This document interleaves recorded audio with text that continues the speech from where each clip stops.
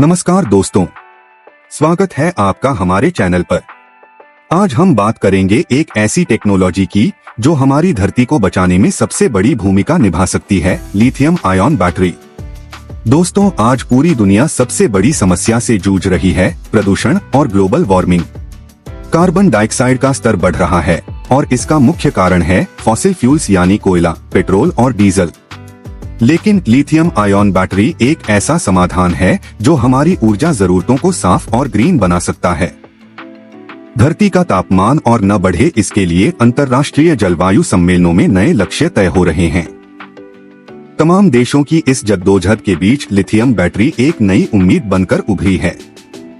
साल 2019 में lithium ion battery को रसायन शास्त्र का नोबेल पुरस्कार मिला था।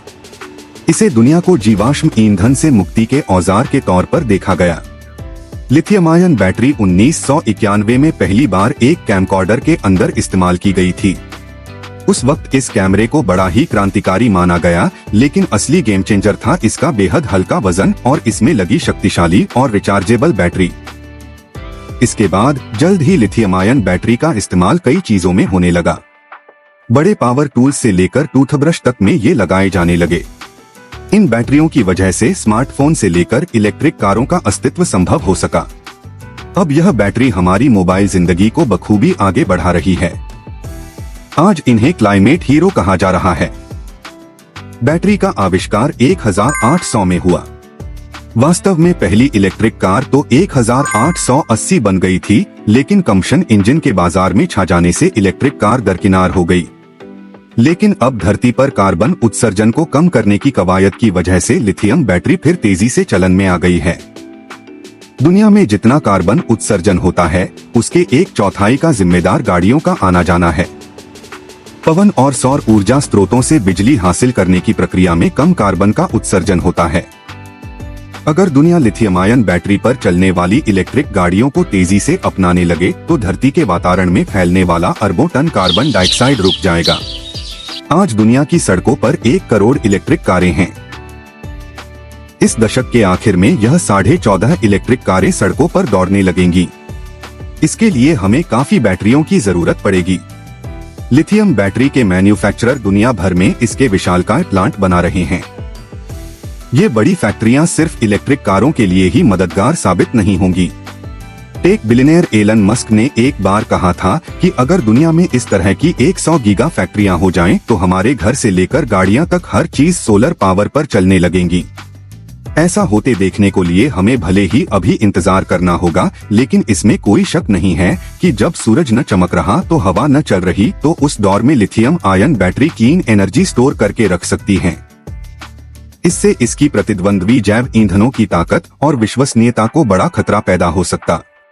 अंतर्राष्ट्रीय अंतरिक्ष स्टेशन को चलाने में पहले से ही लिथियम आयन बैटरी का इस्तेमाल हो रहा है। यह सूरज की रोशनी से चार्ज होता है।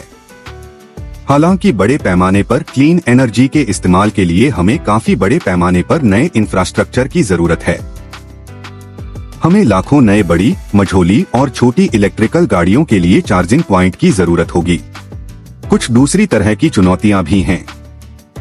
लिथियम निकालने के लिए बड़े पैमाने पर भूमिगत पानी को बाहर निकालना पड़ता है।